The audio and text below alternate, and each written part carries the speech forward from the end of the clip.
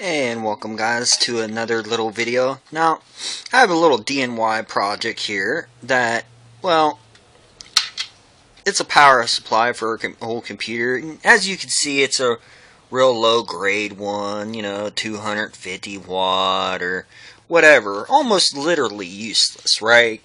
Can't use it for anything else, but it's a switching power supply, and I like to use this for something.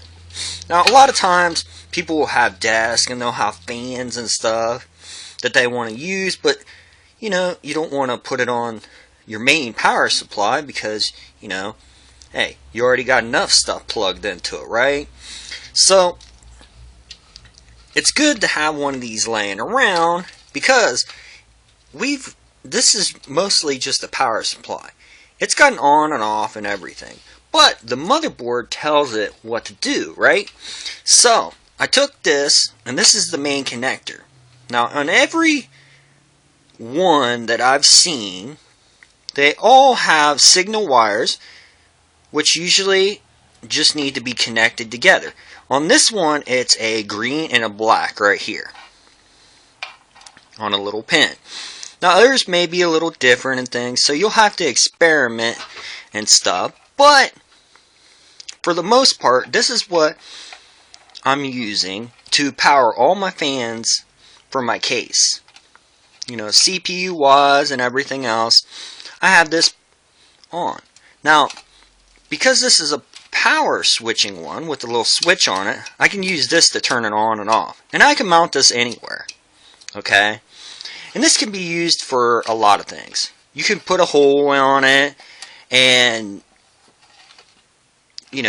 extend the case a little bit, put little power things on here because it just pushes out 12 volts, right?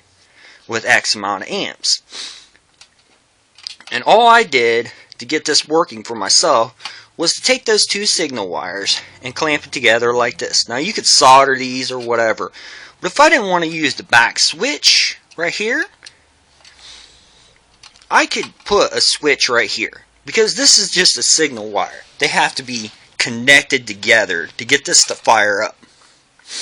Now, just as a disclaimer and stuff like that, if you don't feel comfortable doing something like this and everything else, then don't. Okay? Because you could shock yourself really bad. And I would never recommend people to take this apart unless they knew what they were doing. Okay? Because this, even though this is unplugged and stuff, there's capacitors and things like that inside. And they have enough amps to literally hurt you. Or, put you in the hospital or whatnot if you're not careful. Okay? It takes less than an amp to stop a heart. Okay? Literally. So, be very careful messing around with cables like this. Okay? Because no one wants to get hurt and stuff like that. Now, due to how I've got this configured and everything else, now because of this, I can use this to power all my fans and plug it in and let things go. Okay? So, there will be, how many fans I can plug into this.